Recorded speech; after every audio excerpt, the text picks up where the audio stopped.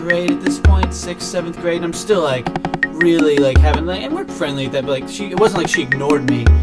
You know, like I made her laugh in classes and stuff. We were kind of, you know, we were friends, but it wasn't like we didn't like hang out outside of school or anything. So it was like Valentine's Day.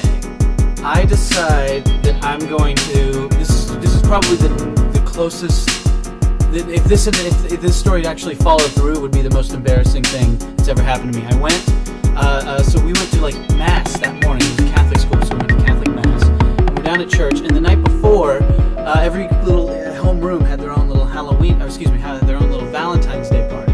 So I decided, and we would exchange Valentines or whatever. So I decided the night before to make her a secret admirer, like little poem, and I don't remember what I really do. I'm not holding out. I really do wish I remembered what the poem said, but it was something just really like just struggling to rhyme. Well, like my whole goal was like make it rhyme and make it say I like you. Those were the two things. So it wasn't like artful in many ways.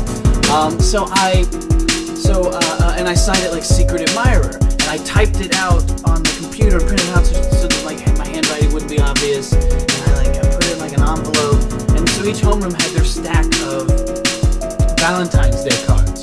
So I went in, they each had their own stack of Valentine's Day cards. So we all went down to mass, and I had my little letter, and so we were all in church, and then I get up to go to the bathroom, and I run upstairs to the homeroom, and I slip this envelope in the stack of Valentines, because she wasn't in my homeroom, so there's no way to trace back.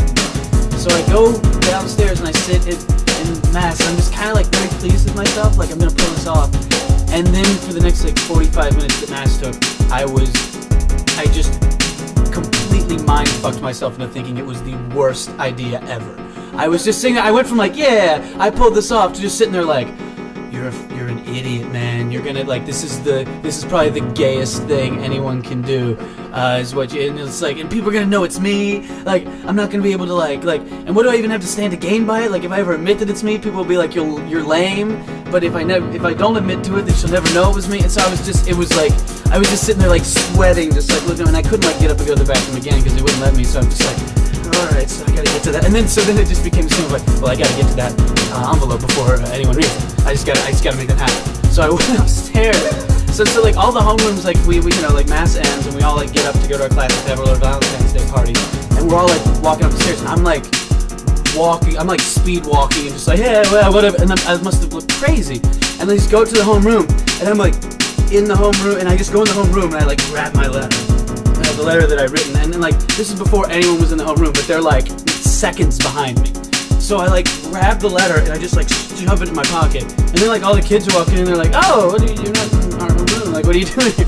And I was just like, oh right, yeah, sorry, I thought the party was in here, I gotta go. And I just left, and I just completely bolted, and I went to my homeroom, and I was like, how do I dispose of this thing? So I literally ripped up the letter in the homeroom, went to the bathroom, and just flushed it down the toilet, and then I was just like, oh, thank God, I just created this massive problem for myself.